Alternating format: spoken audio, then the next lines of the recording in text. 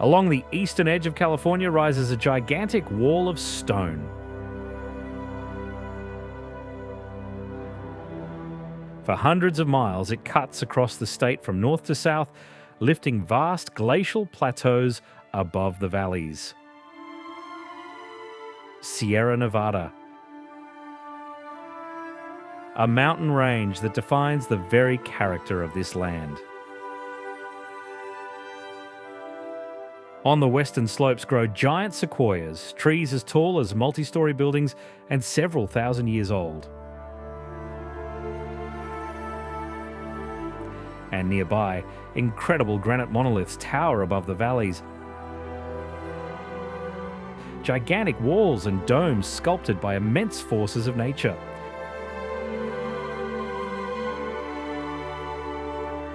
On the other side of the range begins a different world. The Sierra Nevada forms a massive barrier to moist air arriving from the Pacific Ocean. Beyond the mountains, the forests disappear. Precipitation drops sharply, and the landscape becomes lifeless. And yet even here, nature finds a way to survive. Ancient trees cling to bare, rocky soil, enduring centuries of extreme conditions. Along the Sierra Nevada, nature seems to change the rules every few dozen miles. U-shaped valleys are filled with hundreds of crystal-clear mountain lakes, left behind by glaciers. Some lie in deep valleys surrounded by vertical walls. Others are hidden among alpine meadows and pine forests.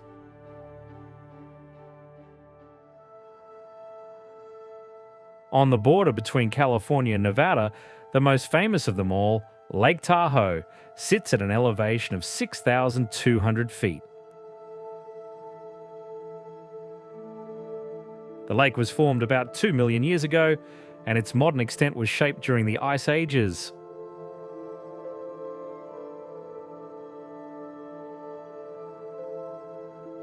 Tahoe is about 22 miles long and 12 miles wide. But its depth is especially impressive.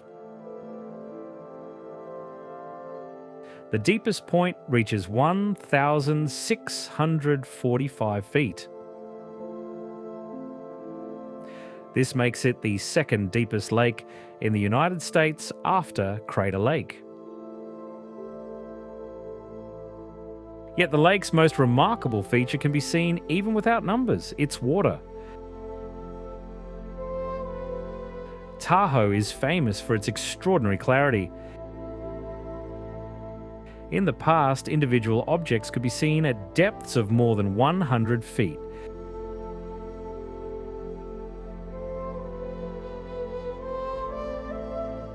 Near the shore, the water is transparent and turquoise, while above the deepest sections it takes on a dark cobalt shade. Despite its high elevation, the lake almost never freezes completely. Its enormous volume of water releases stored heat very slowly. So even during severe winters, ice usually forms only in small, sheltered bays. And the winters here can really be severe. In some seasons, powerful Pacific storms can bring several feet of snowfall within just a few days. But perhaps the most recognizable landscape lies along the lake's western shore, where the mountains seem to pull apart, forming a perfectly defined Emerald Bay.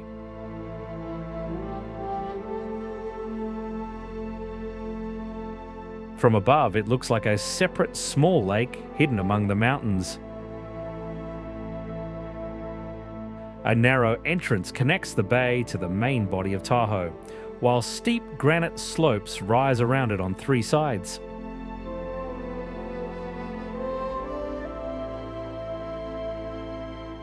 The bay takes its name from the distinctive colour of its water. Here it's noticeably shallower than in the central part of Lake Tahoe. Sunlight can reach the bottom and reflect from the sand and granite rock, and the water takes on vivid green and turquoise tones.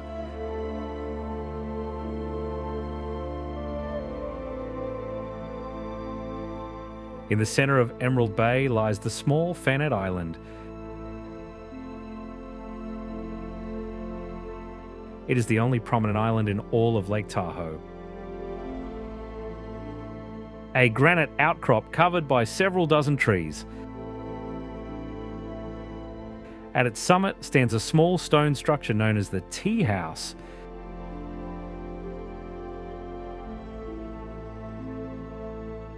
It was built in the late 1920s for a wealthy American woman who owned a nearby estate.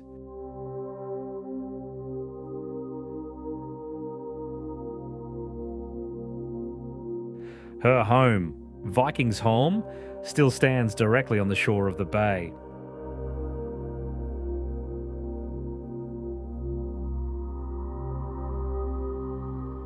West of Lake Tahoe begins an area whose name sounds like a warning: Desolation Wilderness.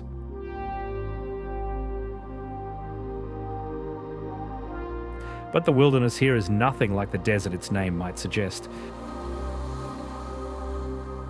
Instead of sand, there is granite. Instead of dry plains, glacial lakes and bare mountain ridges.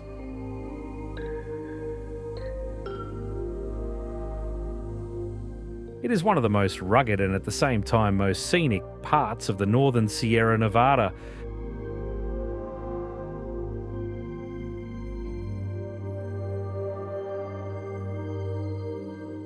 Desolation Wilderness covers about 100 square miles. Much of the area lies above 7,000 feet, while some peaks rise to nearly 10,000 feet.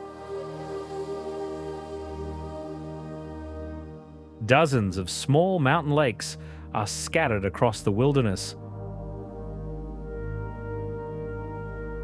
Lake Aloha is one of the best known. It lies among almost treeless granite slabs, where the water fills countless inlets and channels.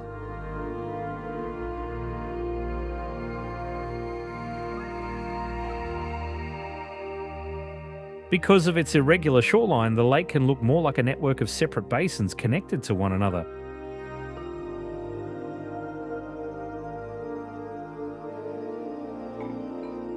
Trees are low and often twisted by the wind, while large areas are covered by exposed granite slabs.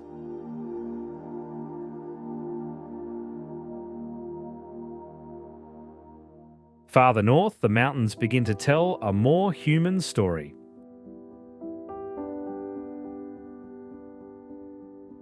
Throughout the 19th century, Donner Pass was one of the most difficult sections of the journey for those crossing the continent toward California.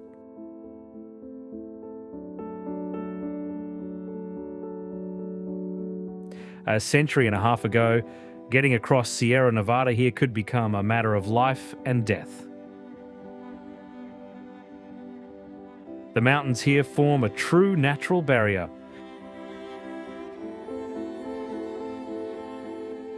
On the western side, moist air from the Pacific Ocean rises along the slopes of the Sierra, cools rapidly, and produces heavy precipitation.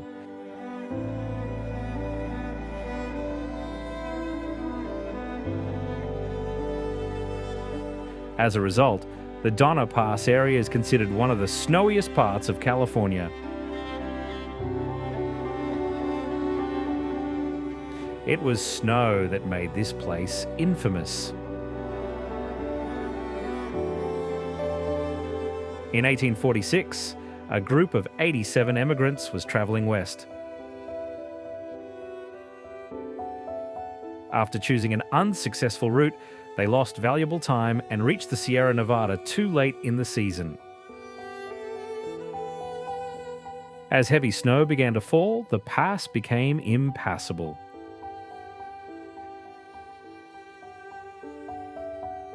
The emigrants spent the long winter here with no food supplies. Many died from starvation, cold, and disease. Fewer than half of the expedition's members were ultimately rescued.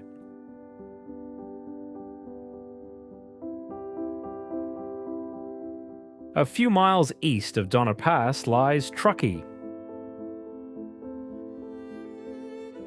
a small mountain town with a lively main street surrounded by wooden buildings.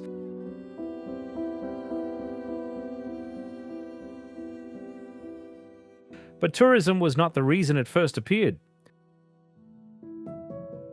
Truckee was born because of the railroad. As the Central Pacific pushed its line through the Sierra Nevada, this area developed into an important construction center. In 1868, the settlement officially became known as Truckee. The name is associated with a Northern Piute leader whom American settlers called Chief Truckee.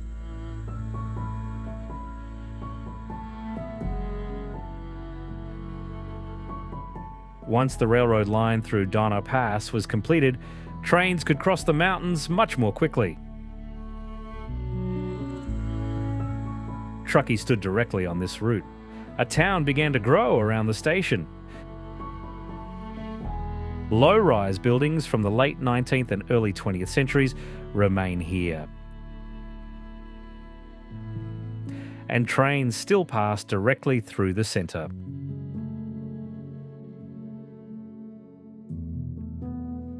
Today, however, Truckee's economy is much more closely tied to tourism.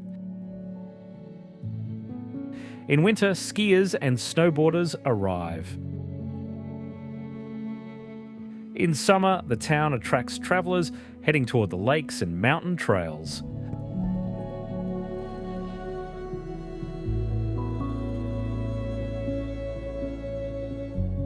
In the heart of the Sierra Nevada lies a place that has become a true symbol of American nature: Yosemite.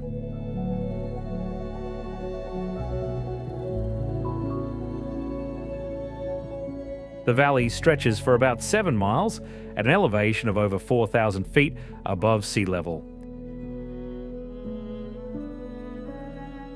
On both sides, vertical granite walls rise above it, some towering more than 3,000 feet.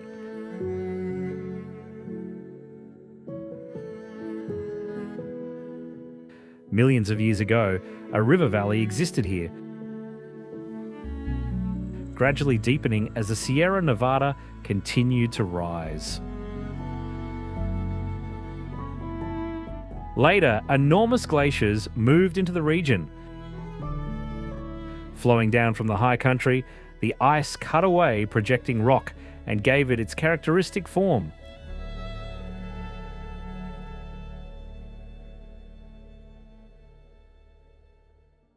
The Merced River still flows through the valley. In spring it becomes especially full as enormous amounts of meltwater descend from the high Sierra. Wet meadows appear along its course, while dozens of seasonal waterfalls begin pouring from the granite cliffs. What makes Yosemite Valley most impressive is its scale. In photographs, the granite walls can seem like little more than a beautiful backdrop.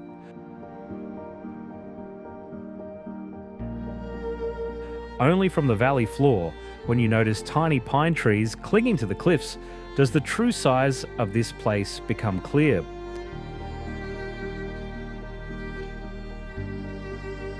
Near the western entrance to Yosemite Valley, a vertical wall of El Capitan rises above the forest. From its base to its summit, the cliff measures about 3,000 feet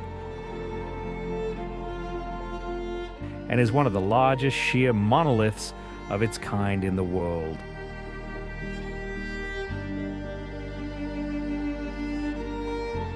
El Capitan is made of the same granite that forms much of the Sierra Nevada. In the middle of the 20th century, vertical walls of this scale were considered impossible to climb.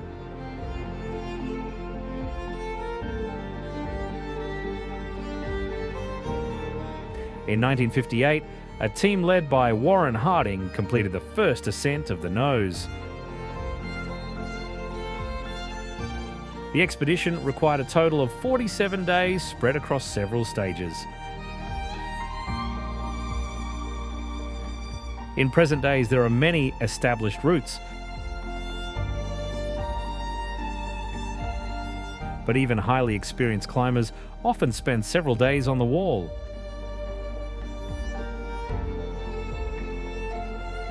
They sleep suspended above the void on special hanging platforms known as portaledges. Some have pushed the challenge even further. In 2017, Alex Honnold climbed the freerider route without ropes or protective equipment. The ascent took less than 4 hours and became one of the most famous achievements in the history of free solo climbing.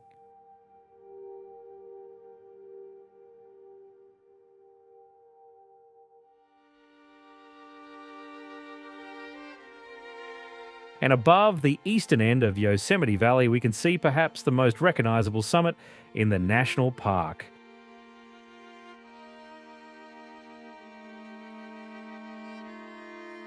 Half Dome reaches an elevation of 8,800 feet. Its shape is so unusual that it appears as though an enormous granite mountain has literally been sliced in half. On one side, the surface curves smoothly toward the summit.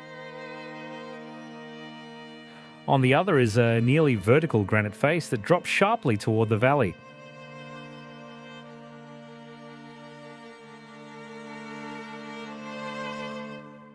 Its modern shape developed through a complex combination of geological processes. As the granite was exposed at the surface, it gradually expanded and peeled away in layers, while glaciers and erosion removed weakened sections of rock. The route to the summit is the Yosemite's most challenging hike. The round trip can cover around 14 to 16 miles, depending on the starting point. Metal cables are installed along the steep granite slope, allowing hikers to hold on as they climb.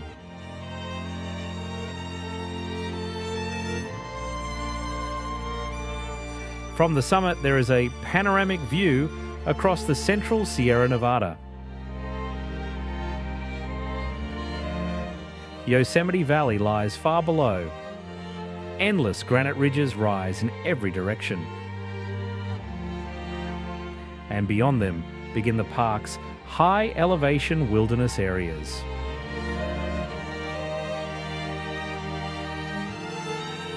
In spring, another giant appears above Yosemite Valley.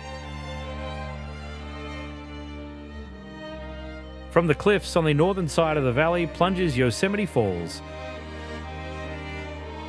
one of the tallest waterfalls in North America at about 2,400 feet.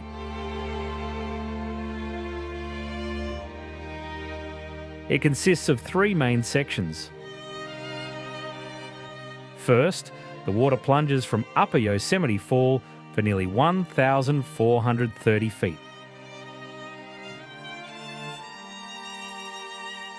It then passes through a series of cascades before ending at Lower Yosemite Fall,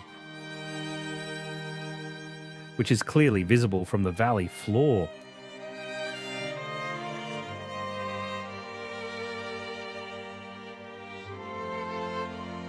The water comes from snow accumulated during winter in the high country of the Sierra Nevada. In May and early June, the roar of the water can be heard far across the valley, while clouds of spray rise around the base of the falls.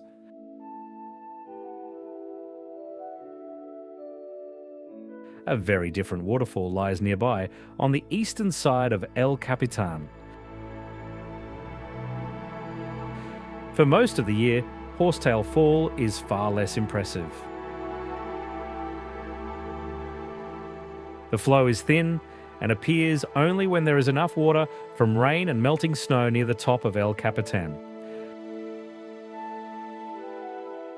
But for a few days in February, Horsetail Fall can become one of Yosemite's most unusual spectacles.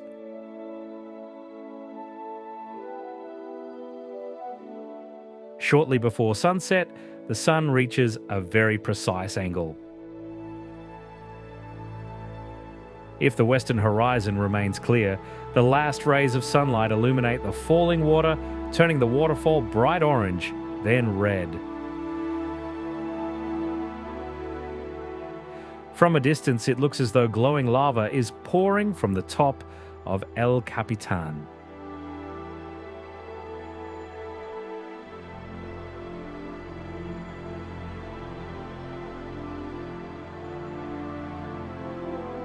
Beyond Yosemite Valley, Tioga Pass climbs rapidly into the high country of the Sierra Nevada.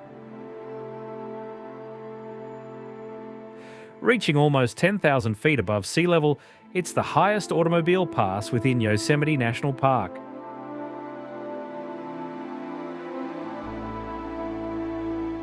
It connects the forested western slopes of the Sierra with the much drier landscapes of eastern California.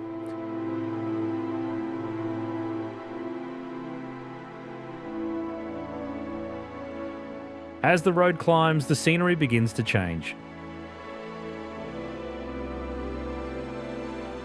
Dense coniferous forests gradually thin out. Open expanses of granite appear, along with alpine meadows and small lakes fed by melting snow.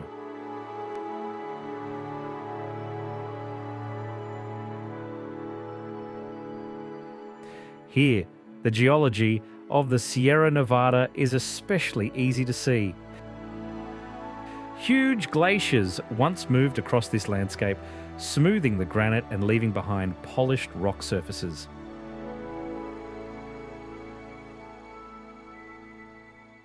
Winter dominates this region for much of the year. Powerful Pacific storms can bury the pass beneath many feet of snow. As a result, Tioga Road is usually closed from autumn until late spring. And in some years, the snow remains so deep that the road does not reopen until early summer.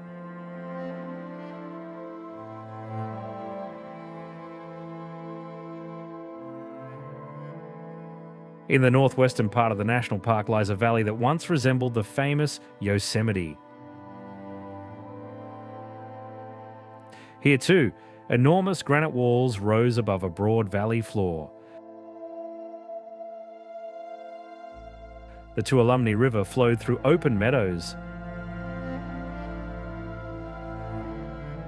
But today, much of Hetch Hetchy Valley lies beneath water.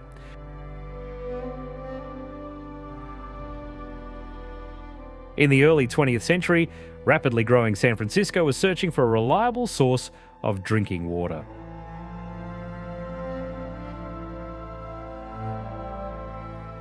After years of political and environmental debate, the federal government authorized the construction of a dam.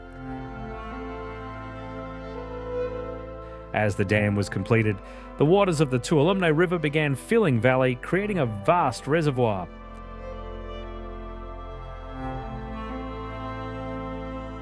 This construction project triggered one of the earliest major conservation battles in American history.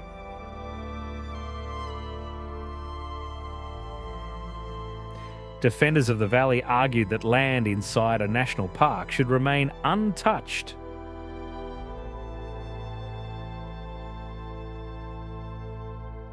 But supporters of the dam ultimately prevailed, and Hetch Hetchy was eventually flooded to meet the needs of a major city.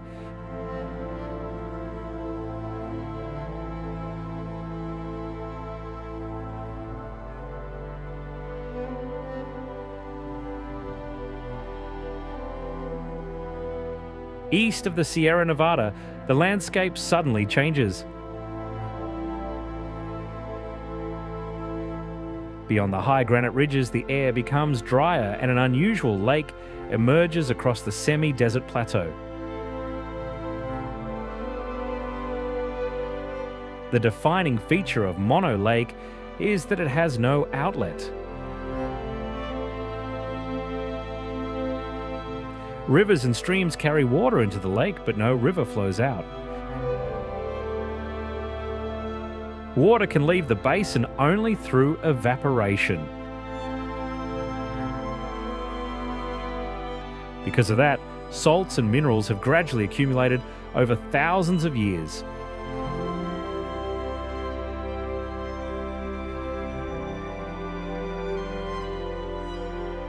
The most recognizable feature of the local landscape is the Tufa Towers, these strange limestone formations developed underwater, where calcium-rich freshwater springs met the carbonate-rich water of the lake.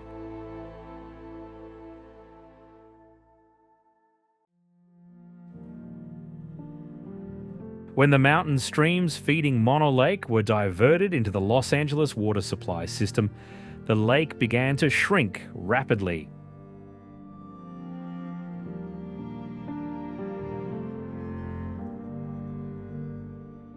As the water level dropped, these towers were exposed. Some form entire clusters of stone along the shoreline.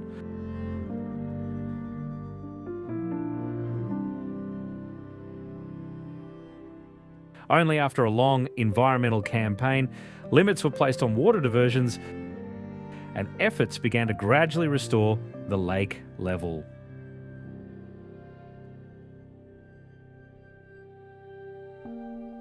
North of Mono Lake, among the dry hills of eastern California, lies one of the best preserved ghost towns of the American West. Rich gold deposits were discovered in the area around Bodie in 1859. Within a few years, a small mining camp had grown into a town with a population of several thousand people. Bodie quickly developed a reputation as an extremely harsh place. Winters were cold and snowy, while the life of a miner was dangerous. Fires, mining accidents, crime, and armed violence were common features of life in many towns of the Gold Rush era.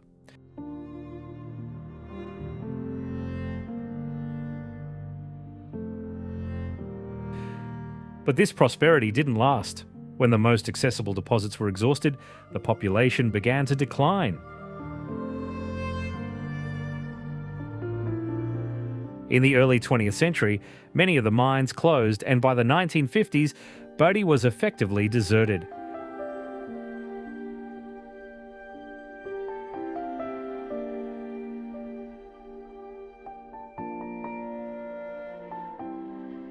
Today, it is preserved in a state known as arrested decay.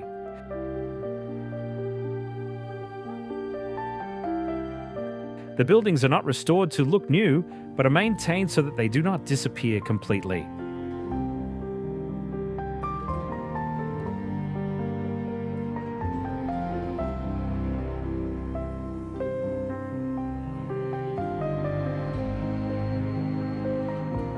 Back under the snow-capped crest of Sierra Nevada, 16-mile-long June Lake Loop branches off Highway 395. This scenic drive passes several lakes and reveals very different landscapes.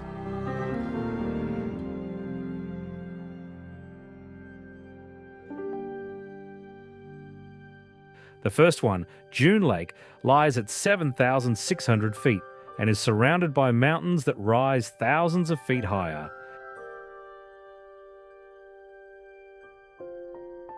Pines and aspens grow along its shores, while rocky slopes and alpine meadows begin higher in the mountains. Farther along, the road passes Silver Lake. Around it, the landscape becomes more rugged. The lake stretches between steep mountain slopes.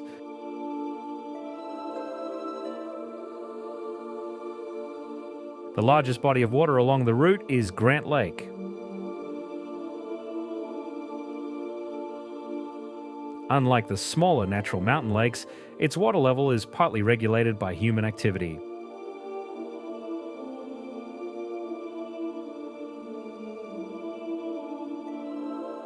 During the 20th century, water from this region began to be heavily used to supply the rapidly growing city of Los Angeles.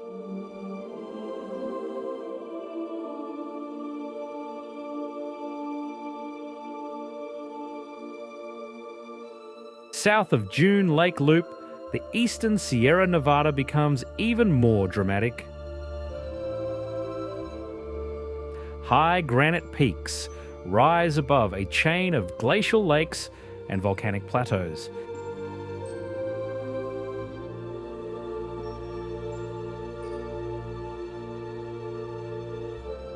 At the center of this landscape, we encounter Mammoth Lakes.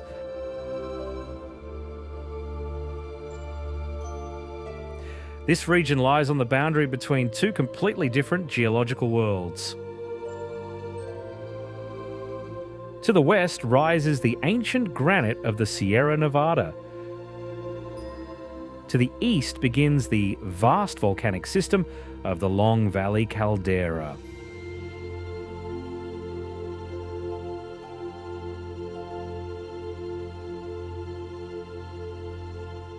About 760,000 years ago, one of the largest volcanic eruptions in the history of modern California occurred here.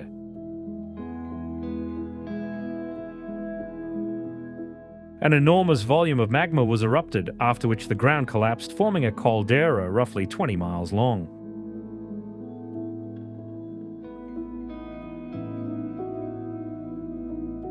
In present days, Mammoth Lakes is known not only for its natural beauty, but also as one of California's largest ski destinations.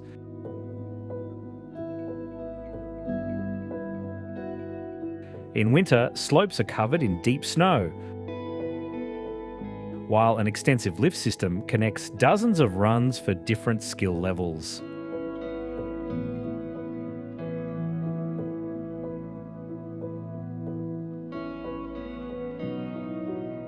But the region's most recognizable silhouette is not connected with volcanoes.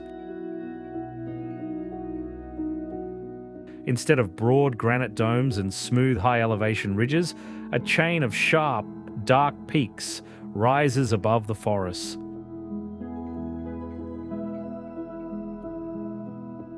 Their summits resemble the battlements of a fortress or stone spires.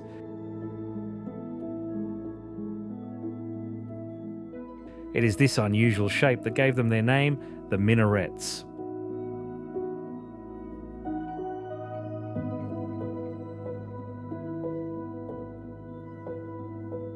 This group of peaks belongs to the Ritter Range, a relatively small mountain range in the central Sierra Nevada.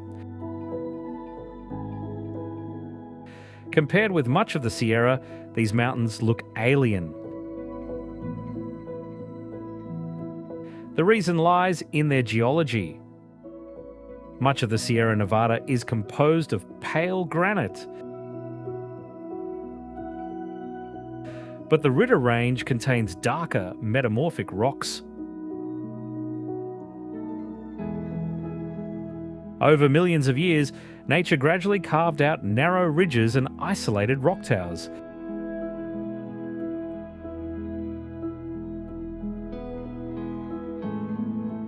The highest of them is Clyde Minaret, rising to 12,270 feet. It was named after American mountaineer Norman Clyde, one of the best-known explorers of California's high country.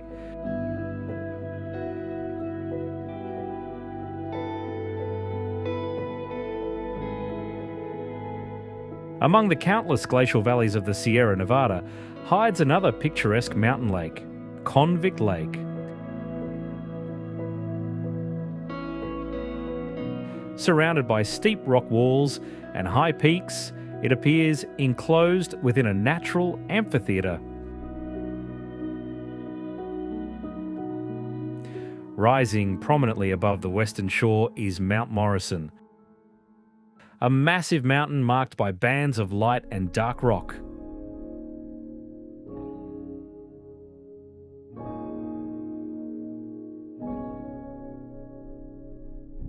Like many others in the region, Convict Lake is glacial in origin. Its water is supplied mainly by snow that falls high in the mountains.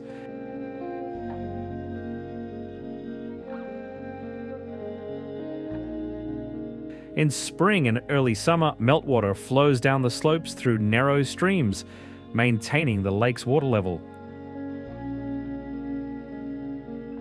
But the name Convict Lake has nothing to do with geology. In 1871, a group of prisoners escaped from a prison in Carson City and attempted to hide in the Sierra Nevada.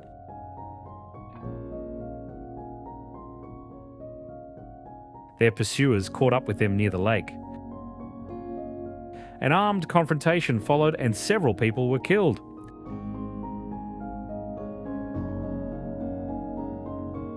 Afterward, the place became known as Convict Lake. Some of the surrounding peaks were also given names connected with people involved in those events.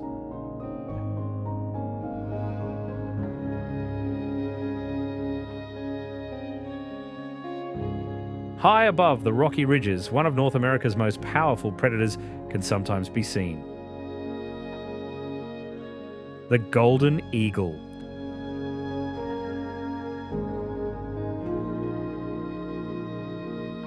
Unlike the bald eagle, which is often associated with large lakes and rivers, the golden eagle prefers dry slopes. Its plumage is mostly dark brown, while golden feathers are visible around the back of the head and neck.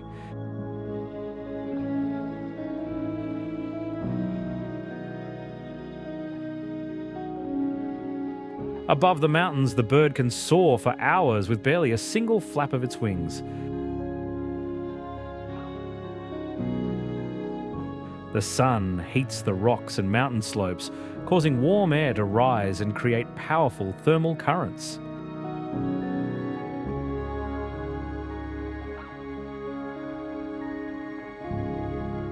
The eagle uses them like invisible elevators, gradually gaining altitude before gliding long distances along the ridges.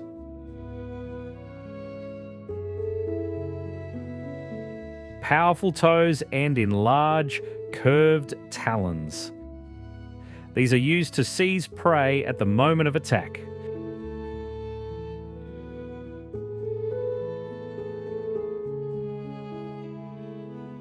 For nesting, golden eagles choose difficult-to-reach locations.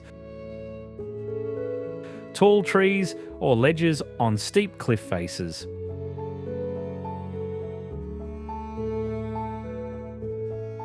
These positions protect their young from most ground predators, while also giving the adults a wide view of the surrounding territory.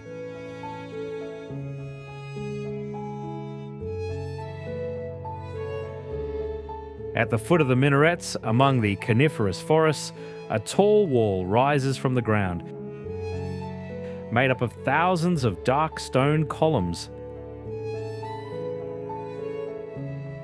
Many of them have perfect hexagonal shapes and stand so tightly packed that they look as though they were cut and arranged by human hands.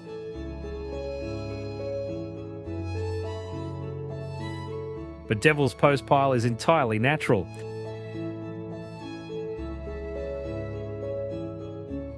Its story began around 100,000 years ago. Back then, a flow of basaltic lava moved through this part of the Sierra Nevada. The molten rock filled an ancient valley and began to cool slowly. Cracks developed inside the lava mass and gradually spread downward. This process is known as columnar joining.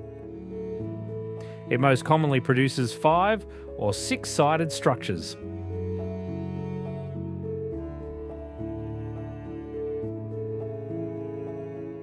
The cross-sections of the columns appear as tightly packed polygons, fitting together with almost no gaps.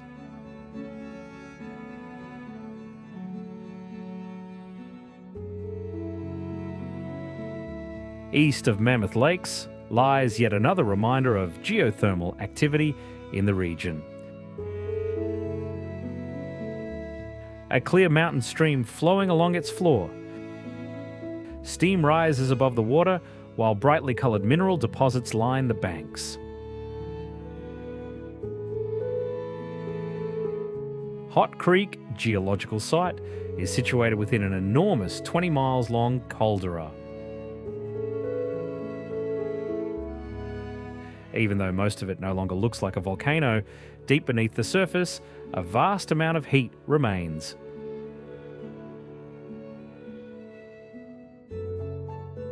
That heat is what creates Hot Creek. Rainwater and melting snow seep through cracks deep underground. There, the water is heated by hot rock associated with the caldera's volcanic system. It then rises back toward the surface through faults and fractures.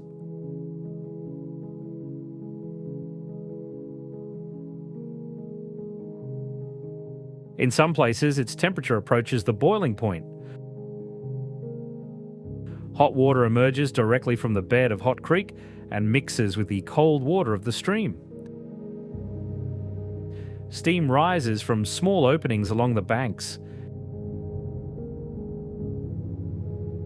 In some pools, the water takes on blue or turquoise tones. Minerals dissolved in the hot water gradually accumulate around the springs, staining the rocks white, yellow, and orange.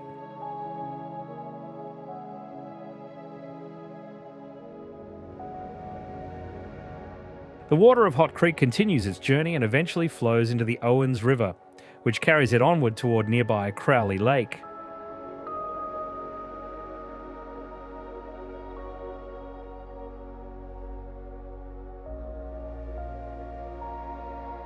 Along the shores of this lake, the region's volcanic past reveals itself in a very different way.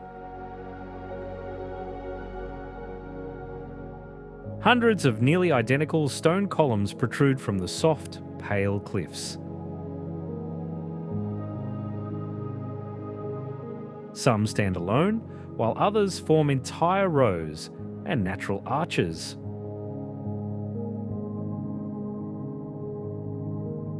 The columns resemble the remains of an ancient structure, but their origin is connected to the same volcanic event that shaped the surrounding landscape. After the catastrophic eruption of the Long Valley caldera, the region was covered with a thick layer of volcanic material. Over time, these deposits hardened into a rock known as Bishop Tuff.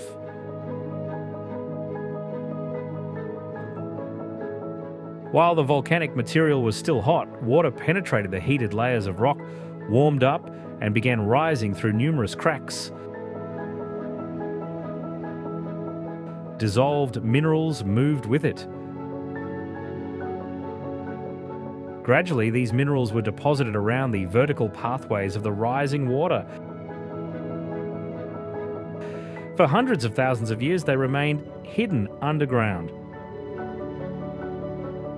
Only much later did erosion begin to expose them.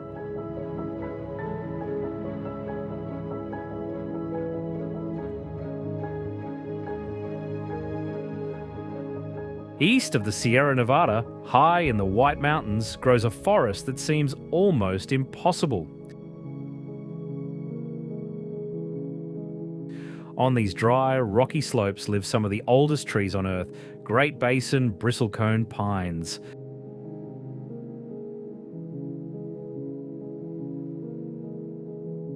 Some of them are more than 4,000 years old. The most famous part of the forest is Methuselah Grove. It was here that a tree more than 4,800 years old was identified.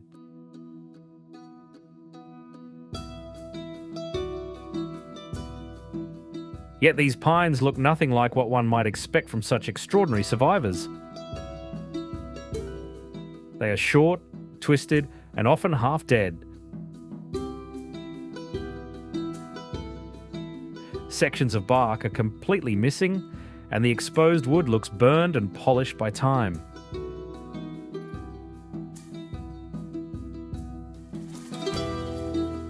Bristlecone pines grow at elevations of about 10,000 feet, where the soil is poor in nutrients and the growing season is extremely short.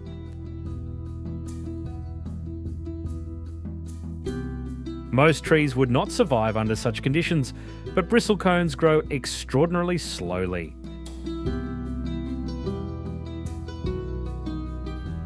In a single year, the trunk may increase by only a fraction of a millimetre, producing dense wood that is highly resistant to decay. So that even severe damage to most of the tree does not necessarily kill it.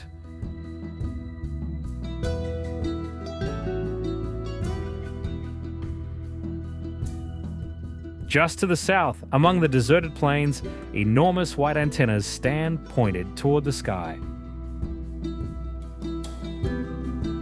Owens Valley Radio Observatory, owned by the California Institute of Technology. Its location was chosen very deliberately. Owens Valley is surrounded by high mountains.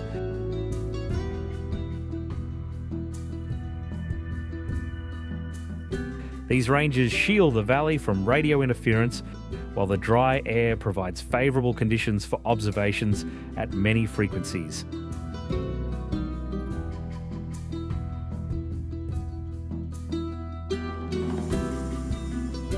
The complex is used by astronomers to observe the universe in a completely different way from a conventional telescope.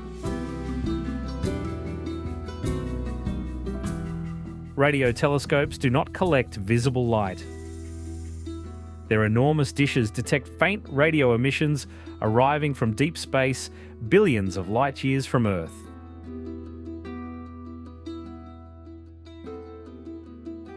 Several antennas observed the same object at the same time, and their signals were then combined.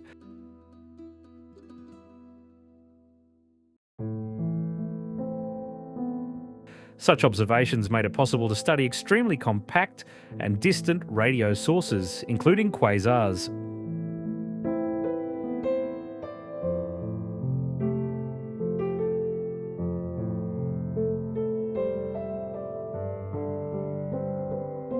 In the central Sierra Nevada, high granite ridges of Kings Canyon National Park are cut by deep valleys with cold rivers flowing along their floors.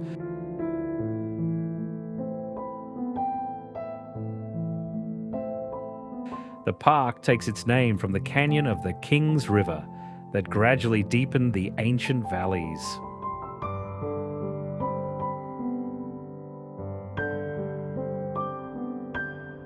But the modern appearance of this landscape was formed primarily by glaciers. During the ice ages, enormous masses of ice moved down from the high country, transforming them into broad U-shaped valleys.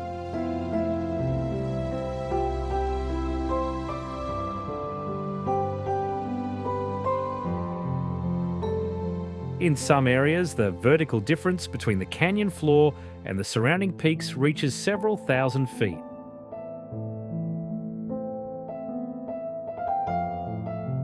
Because of this, it is often described as one of the deepest canyons in North America. But unlike the Grand Canyon, there are no endless desert expanses or horizontal layers of red rock here. Kings Canyon is a completely different world. A turbulent river flows along its floor. Pine and fir forests cover the lower slopes.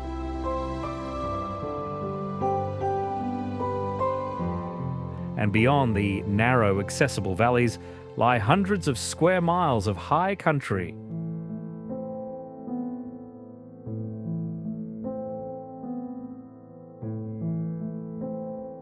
But Kings Canyon is known for more than its mountains. On the western side of the park, the climate becomes milder, and giant trees begin to appear.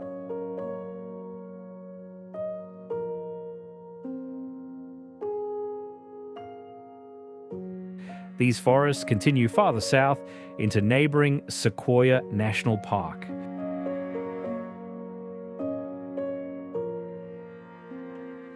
A place created to protect some of the most massive living organisms on Earth.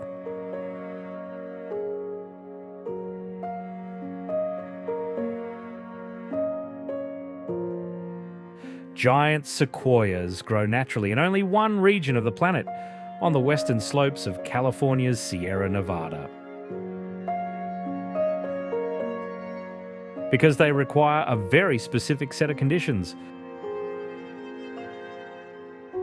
Winter brings heavy snowfall, spring snowmelt saturates the soil with moisture, and warm, dry summers create a long growing season.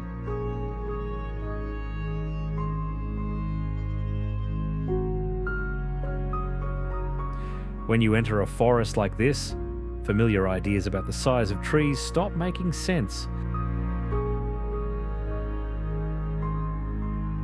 Sequoia trunks rise more than 250 feet, while their bases can be wider than a small house. Their bark has a distinctive reddish-brown colour, and on older trees can reach several feet in thickness.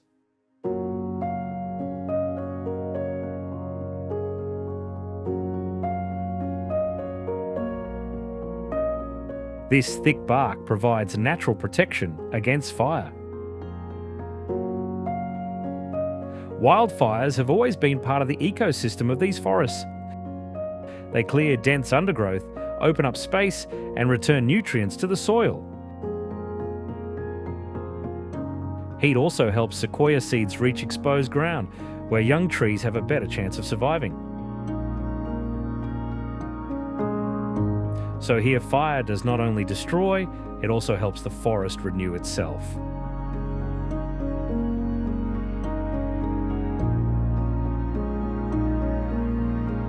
In the northern part of Sequoia and Kings Canyon lies another famous grove of giant sequoias, General Grant Grove.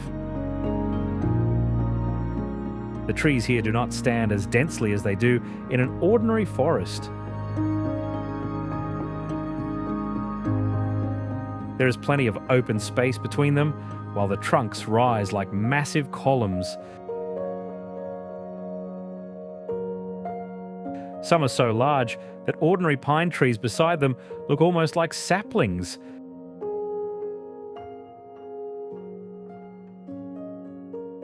The main symbol of the grove is the General Grant tree. It is one of the largest giant sequoias on Earth.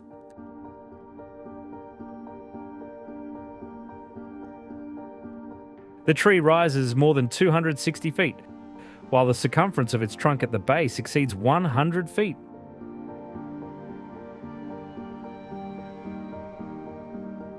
Its age is estimated at roughly 1,500 to 2,000 years.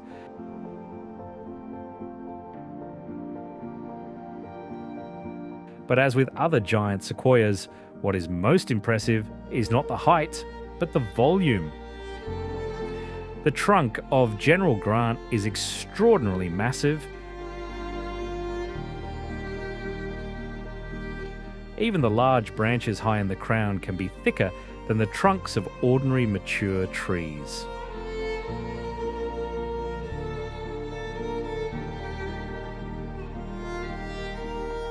Among the giant coniferous forests of Sequoia National Park, an enormous granite dome suddenly rises above the trees. Moro Rock.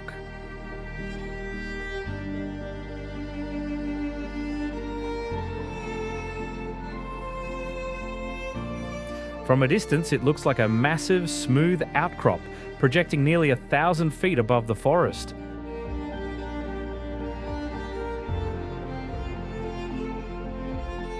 but its summit can be reached on foot by a narrow staircase carved directly into the granite.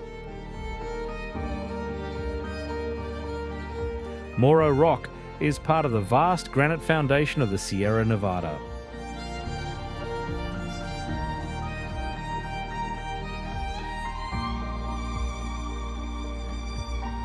Huge sheets of granite gradually separated from the main body of rock, giving the formation its rounded shape.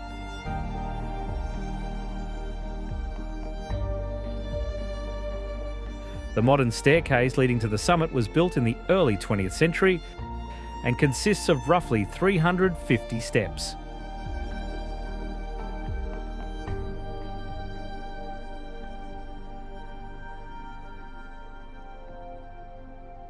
From the top, there are panoramic views across the western slopes of the Sierra Nevada, river valleys and vast areas of Sequoia National Park.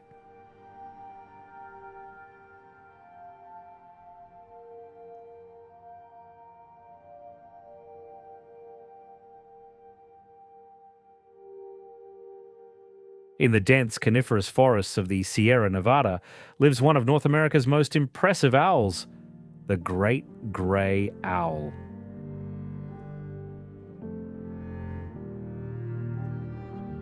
An adult can approach 30 inches in height with a wingspan of more than 4 feet.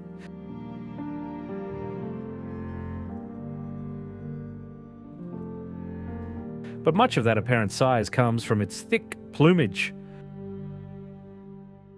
By weight, the great grey owl is noticeably lighter than some other owl species.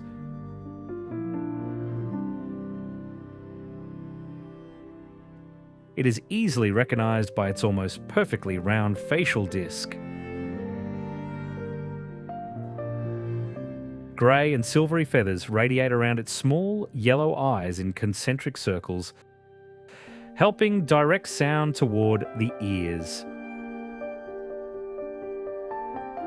Hearing is one of this bird's most important hunting tools. The great grey owl feeds mainly on small mammals. It often sits motionless on a branch at the edge of a meadow and simply listens.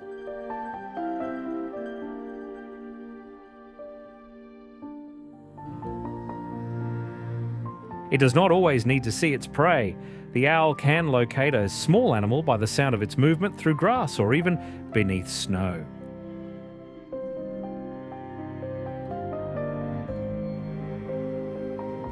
The special structure of its feathers makes its flight almost silent. The edges of the flight feathers have a soft, comb-like structure that reduces air turbulence.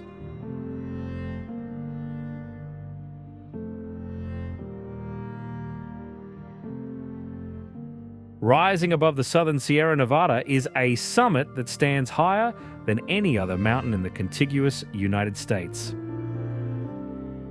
Mount Whitney.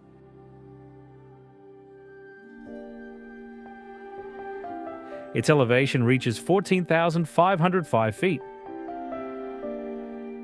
And although by global standards it is far from the world's highest mountain, its location makes Whitney especially impressive.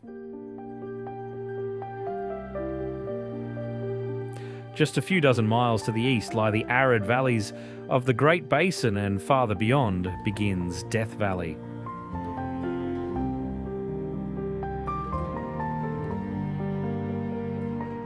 Over a relatively short distance, the landscape rises by several vertical miles.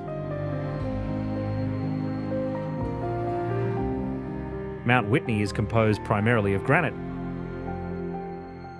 the same ancient rock that forms much of the Sierra Nevada. This is why the summit looks so rugged and completely barren. The upper part of the mountain is a world of bare rock.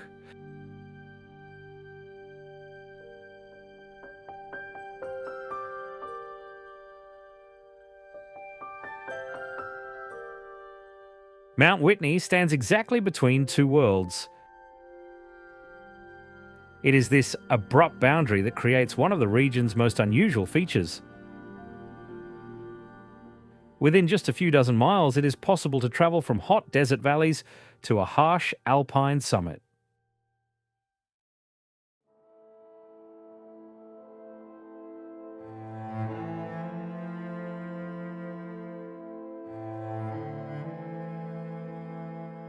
At the eastern foot of the Sierra Nevada, we encounter an unusual landscape of rounded rocks and natural stone arches, Alabama Hills.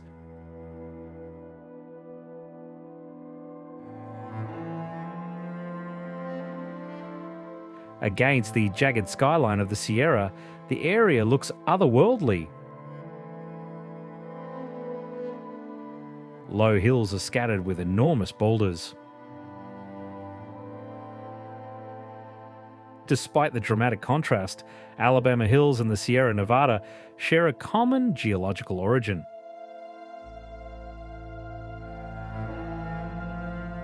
They're rocks formed from magma deep beneath the earth tens of millions of years ago. But their later history was very different. The Sierra was lifted several miles upward by tectonic forces, becoming a high mountain range, while Alabama Hills remained much lower and were gradually shaped by a very different type of weathering.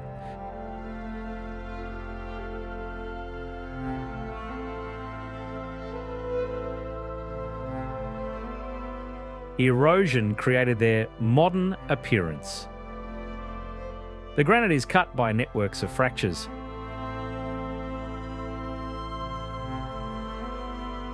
Some of them form natural arches. The most famous is Mobius Arch. From the right angle, Mount Whitney and the surrounding peaks are visible through the arch, making this one of the most recognizable views in Owens Valley.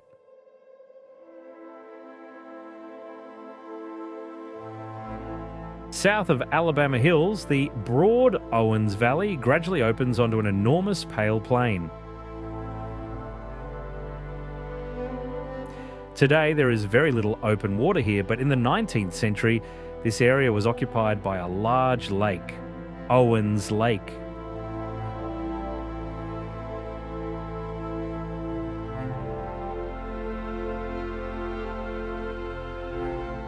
It lies in a closed basin east of the Sierra Nevada and has no natural outlet to the ocean. Water flowing in from the Owens River and mountain streams could leave the basin only through evaporation.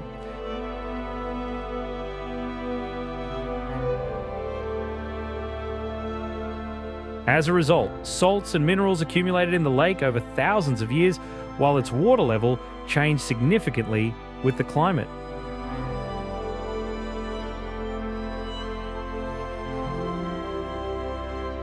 Until the early 20th century, Owens Lake stretched for roughly 12 miles, and in some places reached depths of several dozen feet.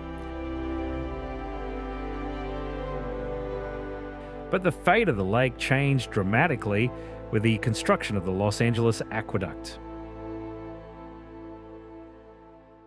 In 1913, water from the Owens River was diverted south toward the rapidly growing city of Los Angeles.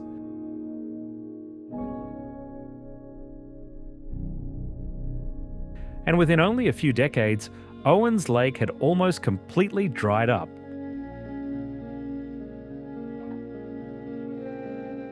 This transformation became one of the best-known examples of how an engineering project can completely destroy a natural landscape.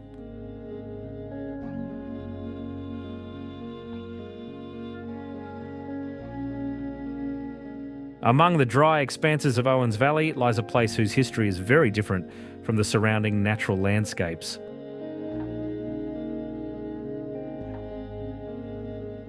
During World War II, this desert plain was the site of Manzanar.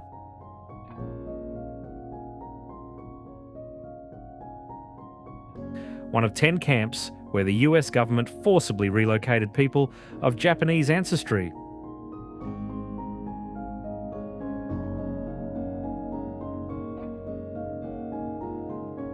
After Japan's attack on Pearl Harbor, fears of possible espionage and sabotage increased sharply across the United States. In February 1942, President Franklin Roosevelt signed Executive Order 9066, allowing the military to establish exclusion zones and remove residents from them.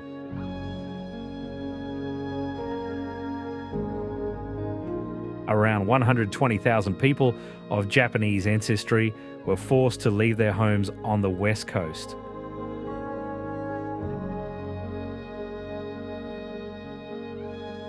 A total of 11,070 people passed through Manzanar.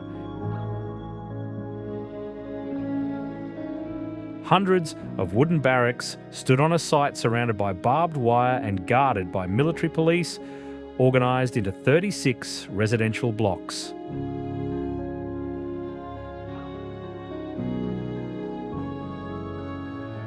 After the war ended, the camp closed in November 1945.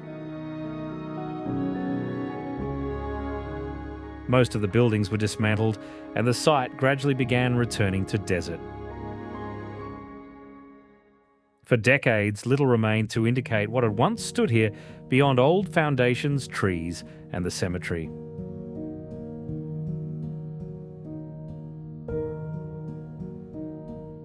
Our journey through the Sierra Nevada is coming to an end. But the story of these mountains is far from over. They are still changing. Granite walls are slowly breaking down. Rivers continue to carve deeper into the valleys. But in the future, the Sierra Nevada will likely be shaped not only by geology.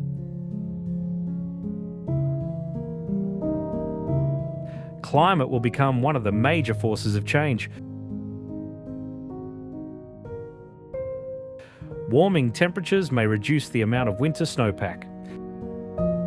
For a region where snow effectively acts as a vast natural reservoir, this is especially important.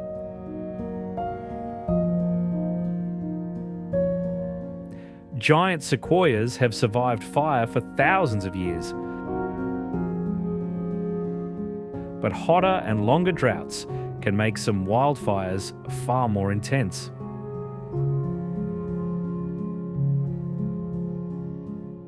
Even the ancient bristlecone pines, capable of surviving thousands of years of harsh conditions, will become part of a new natural experiment.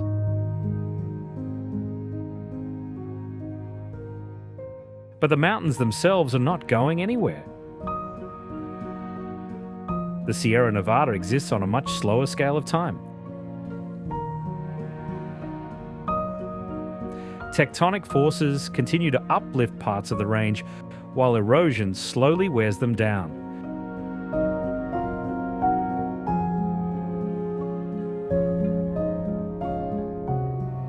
We see the mountains as they exist today. But this is only one brief moment in their history.